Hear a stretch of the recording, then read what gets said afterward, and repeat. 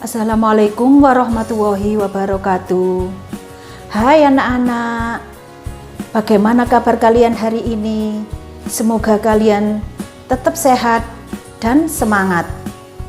Seperti biasanya, sebelum pelajaran dimulai, marilah kita berdoa terlebih dahulu. Berdoa mulai. Selesai.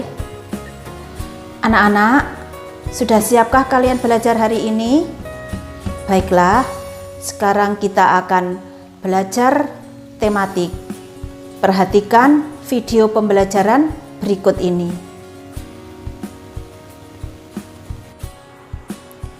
Anak-anak, pembelajaran hari ini sampai pada tema 2, subtema 3, pembelajaran 1 dan 2. Tujuan pembelajaran yang harus kita capai: 1. Siswa dapat menjelaskan bahaya kabut asap. 2. Siswa dapat menjelaskan cara melindungi dari kabut asap. 3. Siswa dapat menyebutkan ciri-ciri gambar cerita. Mengapa kita harus merawat dan menjaga organ pernapasan? Kita tentu selalu menjaga kesehatan tubuh, termasuk kesehatan organ pernafasan. Namun, seringkali faktor lingkungan berpengaruh terhadap kesehatan. Gambar apakah itu anak-anak? Iya, kebakaran hutan dan kabut asap. Apa hubungannya kebakaran hutan dan kabut asap dengan organ pernafasan kita? Kebakaran hutan merupakan salah satu contoh bencana alam.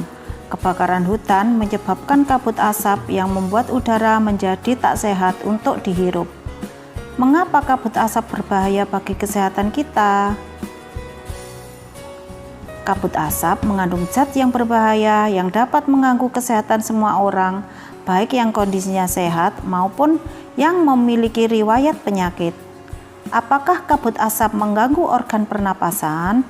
Kabut asap berbahaya bagi kesehatan, terutama organ pernapasan. Bagaimana kita melindungi dari kabut asap? Hindari atau kurangi aktivitas di luar rumah, terutama bagi mereka yang menderita penyakit gangguan pernafasan. 2. Memakai masker apabila harus keluar rumah. 3.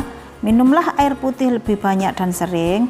4. Segeralah ke dokter jika mengalami kesulitan bernafas. Berikut adalah beberapa bahaya kabut asap bagi kesehatan. 1. Menyebabkan iritasi hidung dan tenggorokan. 2. Menyebabkan alergi, peradangan, dan infeksi. 4. Memperburuk kondisi penyakit asma dan paru-paru. 4. Menyebabkan kerja paru berkurang. 5. Menyebabkan polusi pada air dan udara. 6. Memperburuk kondisi lingkungan sehingga infeksi saluran pernafasan akan mudah terjadi. Anak-anak, sebelum kita lanjutkan pembelajarannya, tugas mandiri untuk kalian pada buku paket tema halaman 101. Kerjakan di buku tugas. Sekarang kita lanjutkan pembelajarannya. Perhatikan gambar berikut. Gambar di atas adalah cuplikan dari buku cerita bergambar berjudul Todi dan Semut. Inti cerita Todi dan Semut mengisahkan Todi yang gemar makan coklat dan kue-kue manis, tetapi malas membersihkan sisa-sisa makanannya. Karya gambar cerita banyak kita temui pada buku cerita, terutama buku cerita bergambar dan komik. Kamu telah melihat contoh karya gambar cerita. Apa ciri-ciri karya gambar cerita? Yaitu 1. Memudahkan pembaca dalam memahami suatu penjelasan atau cerita.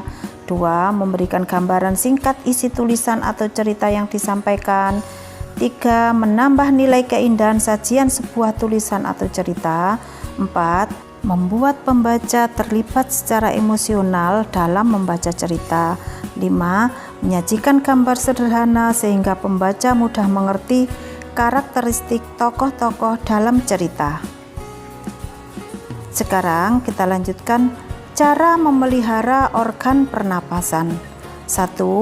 Menjaga kesehatan organ pernafasan, diantaranya makan makanan bergizi, berolahraga secara teratur, istirahat yang cukup, dan posisi tidur yang benar.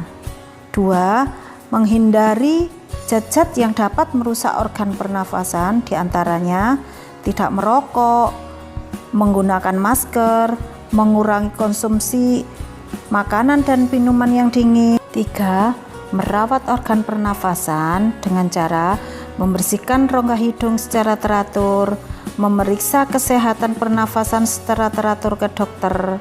4.